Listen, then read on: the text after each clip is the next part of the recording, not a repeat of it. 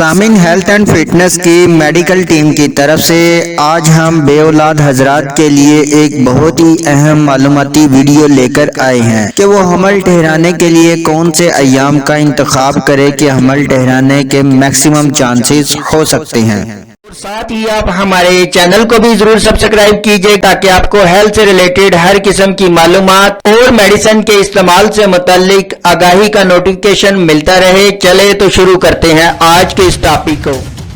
सामिन, वो मियाँ बीवी जो औलाद की नेमत हासिल करना चाहते हैं, इनको पता होना चाहिए कि किस दिन बीवी का अंडा ओवरी से निकलकर बच्चेदानी में आता है। हर महीने सिर्फ एक अंडा ही मुकम्मल होकर अंडादानी से निकलकर बच्चेदानी में आता है, जो कि गायनेकोलॉजिस्ट से फॉलिकल स्टडी अल्ट्रासाउंड रिपोर्ट करवाने से मालूम होता है। औरत का अंडा पीरियड के स्टार्ट होने के बाद 8 दिन से लेकर 19वें दिन के दरमियान किसी भी दिन अंडादानी से निकलकर बच्चेदानी में आ सकता है। हामला होने के लिए इस महीने पीरियड के बाद पहला जो मुबाशरत है वो 9वें दिन करें, फिर दूसरी मुबाशरत 12वें दिन करें, फिर तीसरी मुबाशरत 15वें दिन करें, तो चौथी और आखिरी मुबाशरत जो है वो 18वें दिन करें। फिर इसके बाद मुबाशरत से मुकम्मल परहेज करें। जो मियाँ बीवी औलाद हासिल करना चाहते हैं वो 20वें दिन के बाद मुबाशरत से मुकम्मल परहेज करें। अगर मुबाशरत से परहेज नहीं किया तो हमल के ज़ाया होने का खतरा होता है। और इसमें आपकी रहनुमाई के लिए मैंने चार्ट डिस्प्ले कर दिया है, जिसमें फर्स्ट 7 डे जो हैं वो पीरियड के हैं। इसके बाद जिन अय्याम में आपने मुबाशरत करनी है वो भी वाज़िह तौर पर देखे जा सकते हैं। फिर इसी चार्ट में 20वें दिन के बाद मुबाशरत से मुकम्मल परहेज है, जिसमें ये चार्ट आपकी मुकम्मल रहनुमाई करेगा कि किस दिन आपने मुबाशरत करनी है और किस दौरान आपने मुबाशरत से परहेज करना है। पूरे महीने में बीवी सिर्फ इस दिन हामला होती है जिस दिन अंडा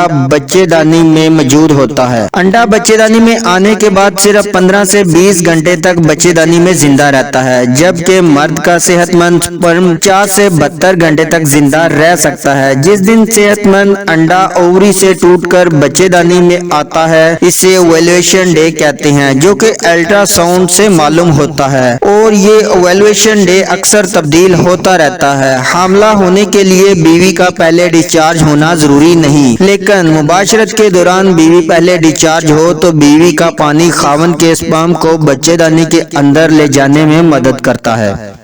और सामीन, आपके माइंड में आज के इस टॉपिक से रिलेटेड किसी भी किस्म का सवाल हो या कोई ऐसी बात जो आपके जहन में हो लेकिन हमने वीडियो में डिस्कस ना की हो, तो आप कमेंट सेक्शन में हमसे पूछ सकते हैं। आपके पूछे गए तमाम सवालात का जवाब हम जरूर देंगे। और चैनल को सब्सक्राइब करके घंटी के बटन को जरूर दबाइएगा।